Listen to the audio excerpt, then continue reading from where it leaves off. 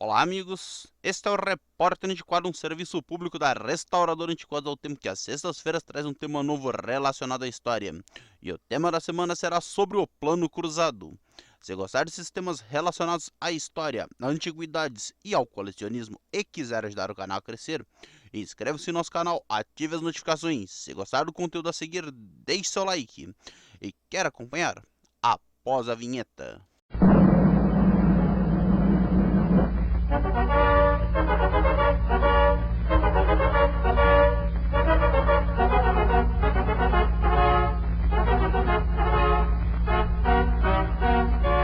O cruzado foi uma unidade monetária criada durante o Plano Cruzado, que ficou em vigência durante o período de 28 de fevereiro do ano de 1986 até o dia 15 de janeiro do ano de 1989. A unidade monetária foi criada como parte de um pacote de medidas econômicas para tentar conter a inflação, que vinha corroendo o cruzeiro desde a década de 1970, onde acontece um processo inflacionário que chegou ao seu pico durante a década de 1980, e tal herança herdada do Cruzeiro ficou durante toda a existência do Plano Cruzado, sendo algo que contribuiu para que a década de 1980 ficasse conhecida como a década perdida. Seu nome é inspirado em uma moeda de origem portuguesa cunhada em ouro, com soma equivalente a 400 réis, e esteve em circulação durante o período colonial brasileiro. Um fato marcante da era do cruzado foi a volta dos centavos como subdivisão para moedas, coisa que havia sido abolida ao ano de 1984 na segunda família do cruzeiro. Antes de falarmos sobre cédulas e moedas, vamos passar pelo Plano Cruzado e explicar o que ele foi. O Plano Cruzado foi um conjunto de medidas econômicas lançadas durante o governo de José Sarney, e o plano visava o controle inflacionário no Brasil, ao qual foi bem aceito tanto na Câmara dos Deputados, tendo 344 votos a favor e 13 contra, e no Senado Federal, onde ele obteve 49 votos a favor e um voto contra, entrando em vigência ao dia 27 de fevereiro do ano de 1986, pelo Decreto-Lei número 2283. Sua principal marca foi o congelamento dos preços, tanto de alimentos, combustíveis, produtos de limpeza, serviços, entre muitos outros itens. Tais medidas aplicadas eram contrárias às recomendações do Fundo Monetário Internacional, ao qual o governo Sarney culpava como real responsável pela inflação no Brasil. De início, o plano realmente ele surtiu efeito no combate inflacionário, com uma redução de 12,49 em fevereiro do ano de 1986 para 1,40 em outubro do mesmo ano. Como responsável, o governo de José Sarney ele ficou extremamente popular, sendo considerado ótimo ou bom por 72% da população brasileira. Nas eleições gerais do ano de 1986, o PMDB sozinho ele controlava 53% da Câmara dos Deputados Federais, e o PFL, outro partido da base governamental, comandava 24%, dando um total assim de 77% da Câmara dos Deputados. E o Senado Federal ele era assim composto por 81% de senadores mais favoráveis ao governo. E isso foi um resultado inédito para a história da política brasileira. O plano em si foi muito elogiado por jornais, políticos de todas as vertentes, como José Serra, Maria Conceição Tavares, Plínio de Arruda, Aloysio Mercadante, entre muitos outros.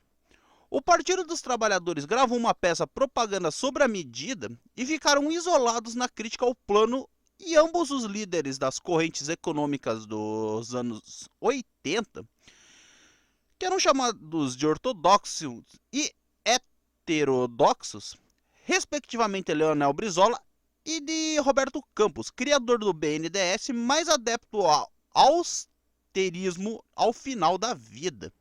Porém, o plano cruzado ele poderia ver que não daria certo pelo fato dele ser insustentável, pois como os preços de produtos e serviços estavam congelados, as mercadorias começaram a sumir das prateleiras e isso fez com que surgisse um mercado paralelo com a necessidade de ágil para a compra de produtos. As exportações nacionais caíram enquanto as importações aumentaram e as reservas cambiais foram sendo esgotadas por tal fator.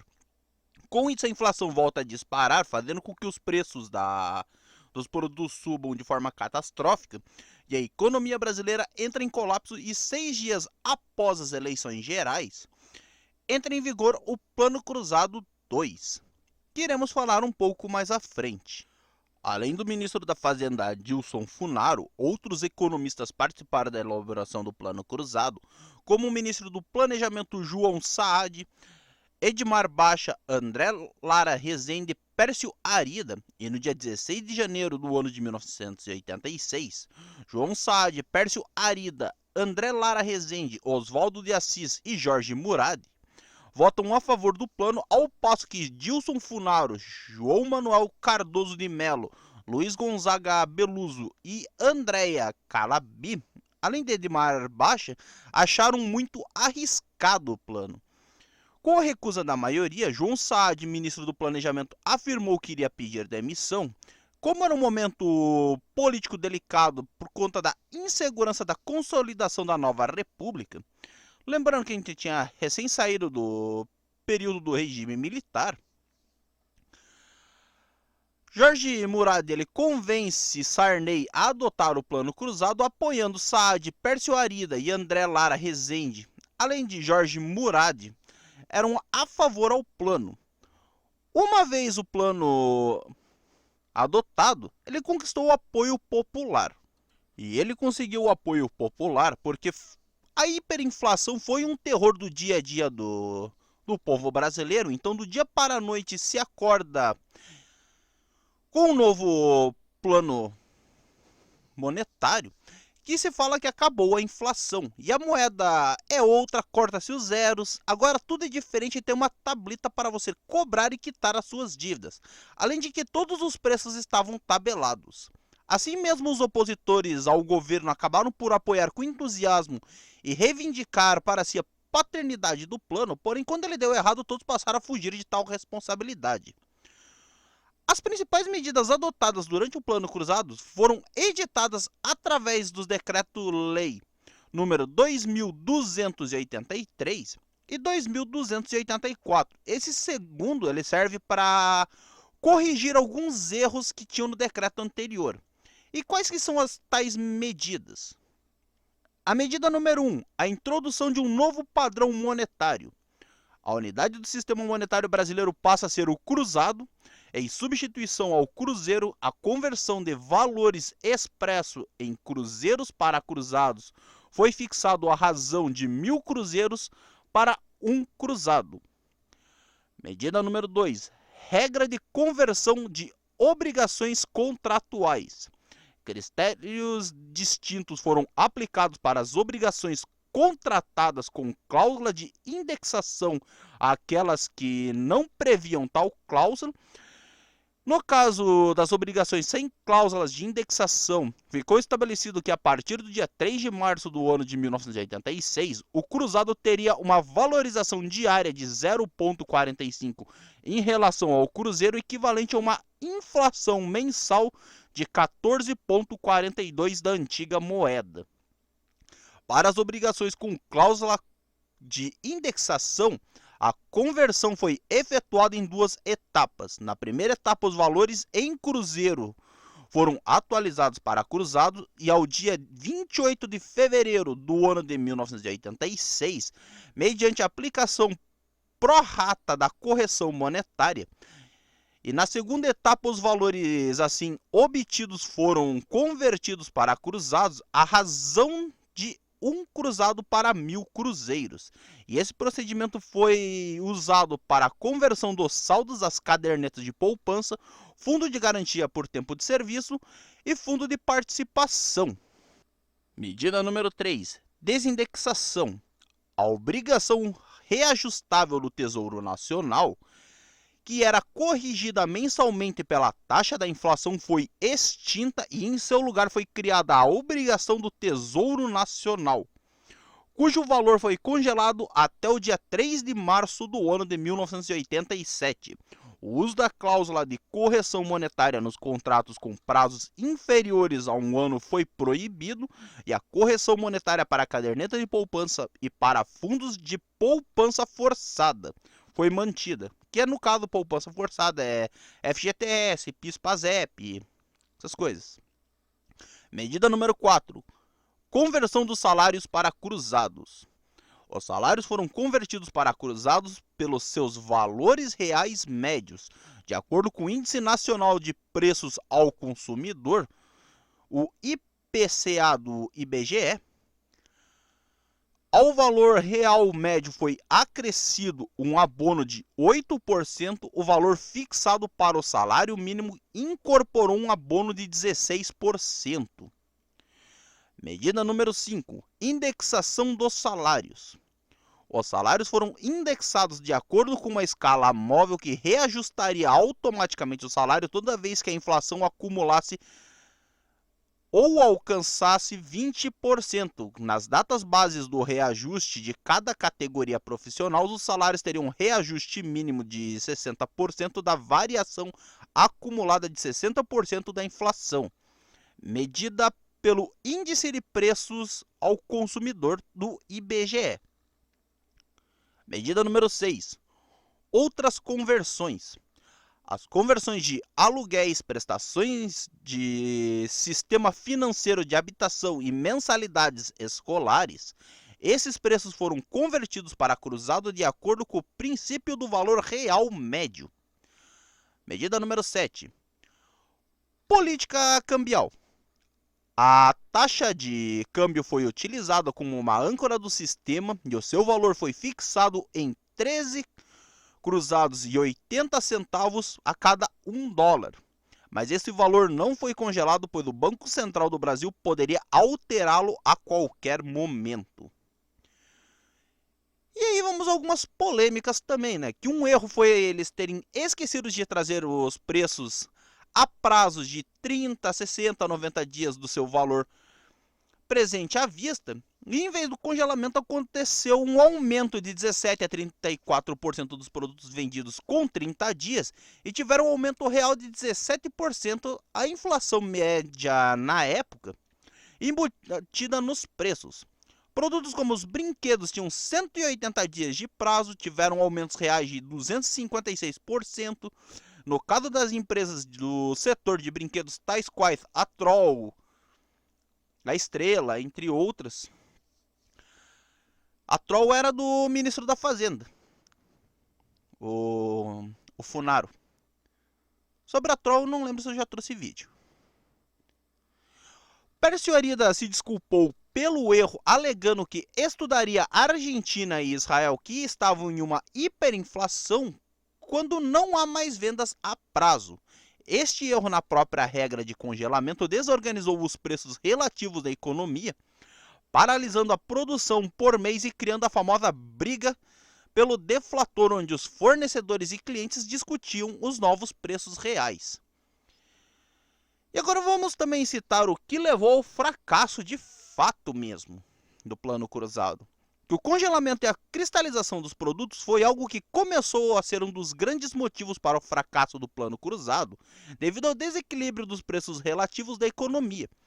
Pelo fato de não equalizarem com o valor dos mesmos, muitos produtores que corrigiam seus preços entre o primeiro e o 15º dia do mês ficaram com um preço tabelado abaixo da rentabilidade desejada, ou até mesmo tendo prejuízo por conta do preço ter ficado abaixo do custo de produção, o que deixava inviável a venda de produtos. E levaram outros produtores a reduzir a qualidade do produto. Só as companhias que reajustavam seus preços nas datas anteriores ao plano foram beneficiadas.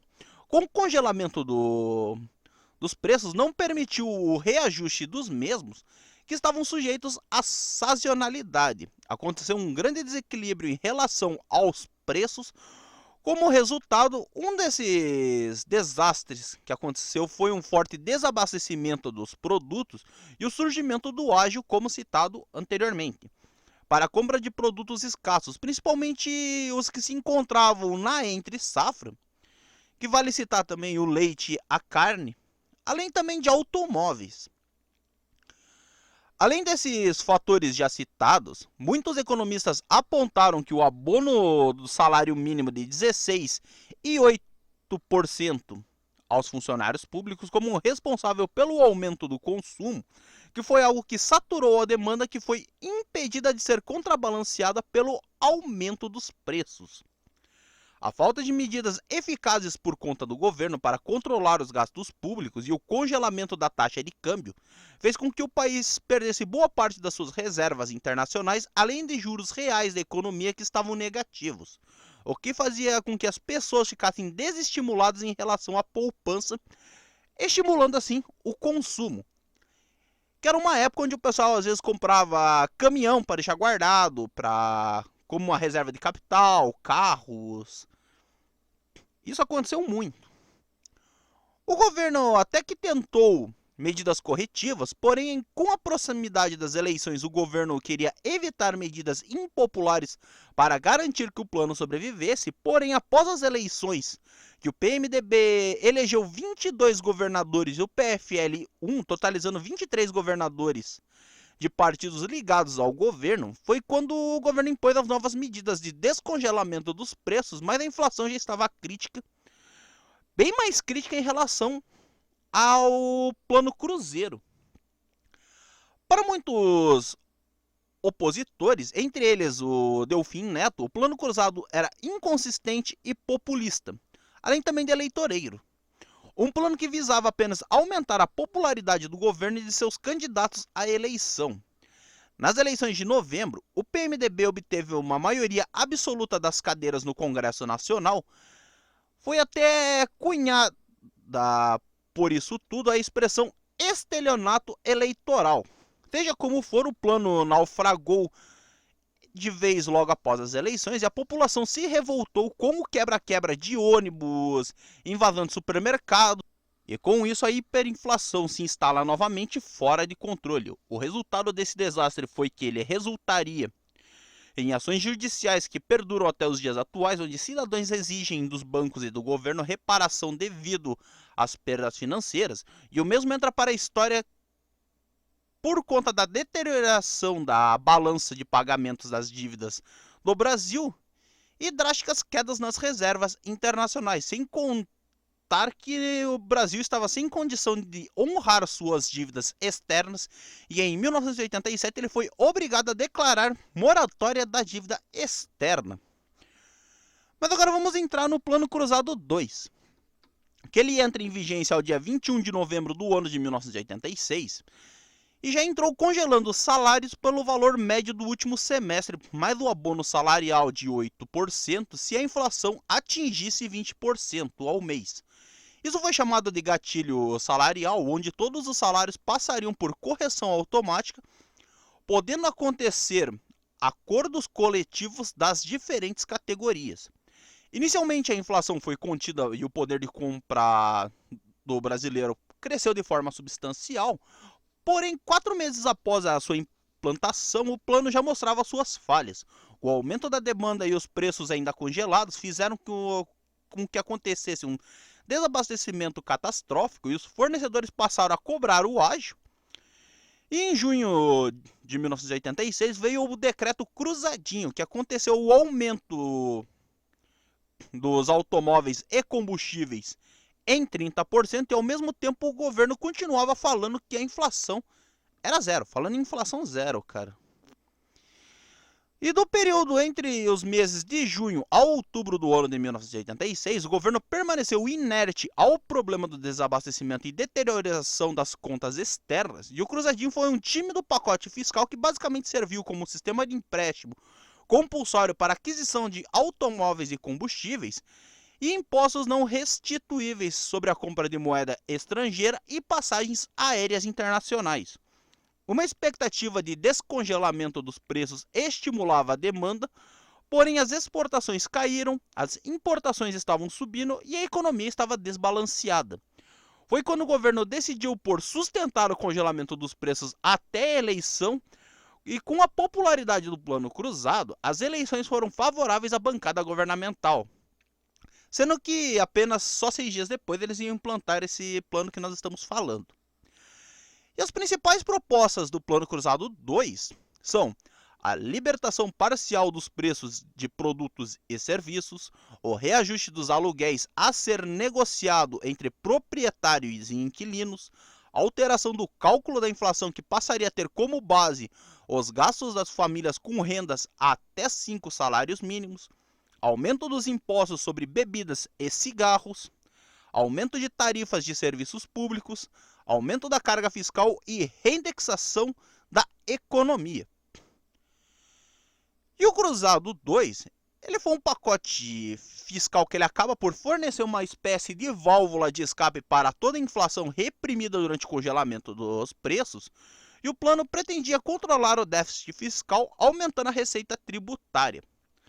Permanecendo o gatilho salarial, porém os índices inflacionários eram ajustados de modo a evitar o seu disparo, mas de todo modo em 87 o índice atingiu um patamar que disparou o gatilho. A população teve que enfrentar vários aumentos de preços drásticos. Em um só dia, poderia subir até 60% no preço da gasolina, 120% de telefones e energia, 100% de bebidas, 80% dos automóveis, de 45% a 100% nos impostos referentes ao valor do cigarro. Houve diversos protestos em Brasília. Uma das manifestações ficou conhecida como Badernaço no dia 27 de novembro, que degenerou em saques, depredações e incêndios, onde muitos carros foram incendiados. Existem fotos também na internet. E uma multidão apedrejou o ônibus do presidente no centro do Rio de Janeiro. Havia diversos problemas que também faziam frente do balanço dos pagamentos, tais quais taxa de câmbio oficialmente congelada, que estava sobrevalorizada, fornecendo o aumento das importações e prejudicando as exportações nacionais. E o pânico realmente veio ao dia 20 de fevereiro do ano de 1987, quando, diante da queda vertiginosa das reservas cambiais nacionais, o ministro Funaro suspendeu os pagamentos dos serviços da dívida externa aos bancos privados. Era uma moratória unilateral e o fantasma que sempre assombrou os ministros da Fazenda durante o período, né? Os preços disparam de fato e o governo desiste de controlá-los, restabelecendo a indexação, e ainda foi mantido um certo controle sobre os salários, mas no sentido de reduzir a demanda agregada. E em janeiro do ano de 1987, a inflação já atingia algo em torno de 16,8% mensais. Depois de uma curta existência de novembro de 1986 até junho de 1987, o Plano Cruzado 2 havia se tornado apenas mais um plano de estabilização inflacionária que foi um fracasso. Assim, em maio do ano de 1987, 5 meses após a sua edição, o ministro da Fazenda Dilson Funaro foi substituído por Luiz Carlos Bresser Pereira. E após a gente explicar sobre o que foi o Plano Cruzado, tanto o Plano Cruzado 1 quanto o Plano Cruzado 2, vamos agora para as cédulas e moedas que foram referentes ao Cruzado. As cédulas da terceira família do segundo padrão do Cruzeiro inicialmente foram reaproveitadas para o Cruzado. As cédulas foram remarcadas com valores de 10, 50 e 100 cruzados, sendo que ainda no ano de 1986 foram emitidas as novas cédulas para tais valores, que aproveitaram a estampa, substituindo apenas as legendas e os valores de face pelo novo padrão monetário. As cédulas e moedas do Cruzeiro continuaram em circulação de forma gradativa, sendo que as cédulas de 10, 50 e 100 mil cruzeiros foram carimbadas com o valor na nova unidade monetária. Isso durante os primeiros meses até a criação e distribuição das novas cédulas, que isso aconteceria em outubro do ano de 86. Ainda em outubro do ano de 1986, é lançada a cédula de 500 cruzados que possui duas variantes devido a um erro de grafia na legenda presente nas margens das cédulas, onde a letra A aparece sem crase. Sendo que as cédulas mais recentes foram corrigidas, passando a mostrar a legenda com crase. Foi ao ano de 1987 que foi lançada a cédula de 1000 cruzados e em seguida no ano seguinte pelas cédulas de 5 mil e 10 mil cruzados. Sendo essas cédulas viriam a ser as últimas cédulas deste padrão monetário, despeito a desistir um projeto a nota de 50 mil, que seria com Carlos Drummond de Andrade. E ela estava prevista para ser lançada ao ano de 1989, mas não foi lançada em tal padrão monetário por conta do plano de verão, que veio a estabelecer o cruzado novo, que a gente vai falar sobre o cruzado novo um pouquinho mais para frente, que é assim em outro vídeo. E as cédulas passariam a ter assim a medida 140 por 65 milímetros e em diferentes tamanhos de 154 por 74 milímetros. Era utilizado pela nota de 1000 cruzeiros em 1978, que viria a ser o padrão do tamanho de todas as cédulas emitidas do período entre 1981 a 1988. As notas de 1000, 5000, 10 mil cruzados viriam a ser reaproveitadas com a posição de um carimbo triangular com o novo padrão Cruzeiro Novo, que isso aconteceu ao ano de 1989 e todas as cédulas desse padrão monetário, com exceção da cédula de 10 cruzados, foram sistematicamente substituídas por moedas a partir do ano de 87 e foram retiradas de circulação a partir de 1989, perdendo seu valor ao longo do ano de 1990. As moedas. Assim como aconteceu com as cédulas, as moedas antigas do Cruzeiro continuaram em circulação em um paralelo com as novas moedas do cruzado, sendo que tais moedas perderam valor em junho de 1987, enquanto as moedas do cruzado foram emitidas entre os anos de 1986 ao ano de 1988. Como a moeda teve vida curta, ao ser substituída pelo cruzado novo, havia moedas de cruzeiro que ainda permaneciam na posse da população, apesar de já destruídas na questão do valor legal. Todas as moedas foram confeccionadas em aço inoxidável e com a borda tipo lisa. Em seu anverso, ela possui apenas o dístico Brasil e o valor de face com o ano da emissão, enquanto no reverso mostrou o brasão de armas nacionais, de forma similar às moedas de 100, 200 e 500 cruzeiros emitidas a partir de 1985. As moedas de 5 cruzados vieram a perder o seu valor quando o plano verão que instituiu o cruzado novo, enquanto a moeda de 10 cruzados perdeu o valor durante o plano Collor. Algumas moedas comemorativas do período do cruzado foram emitidas, e são 3. Consideradas de circulação comum e foram muito raramente utilizadas. Todas as moedas foram emitidas ao ano de 1988 no valor de 100 cruzeiros, comemorando o centenário da Lei Áurea que declarou a abolição da escravidão no Brasil. Elas seriam, pelo seu desenho, a base da nova moeda do Cruzado Novo, que foi emitido entre 1989 e 1992. Então é isso, amigos. Eu resolvi trazer esse pequeno resumo sobre o cruzado.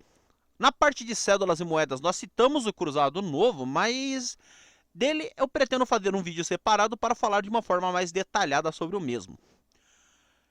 Gostou do que acabou de assistir? Gostaria de ajudar o canal a crescer? Inscreva-se no nosso canal, ative as notificações, marquem todos, assim você pega o nosso conteúdo quentinho quando mesmo sai do forno e nos auxilia a levar conteúdos como esse à plataforma. É de graça, você não paga nada e nos ajuda um bocado. Gostou do que acabou de assistir? Acha que somos merecedores do seu like? deixe seu like é importante para o engajamento do canal e distribuição de nosso conteúdo pela plataforma. E assim como a sua inscrição é gratuito, você não paga nada e nos ajuda um bocado. Não gostou de alguma coisa relacionada ao vídeo? Acha que nós não merecemos o seu like? O YouTube não detém mais a função de dislike, mas só clicar em não gostei ou simplesmente não clicar em nada. E é isso, meus amigos. Muito obrigado por assistir essa transmissão do canal Antiquado ao Tempo. Eu sou Elton Rodrigues, o seu repórter antiquado. Até uma próxima transmissão e tchau!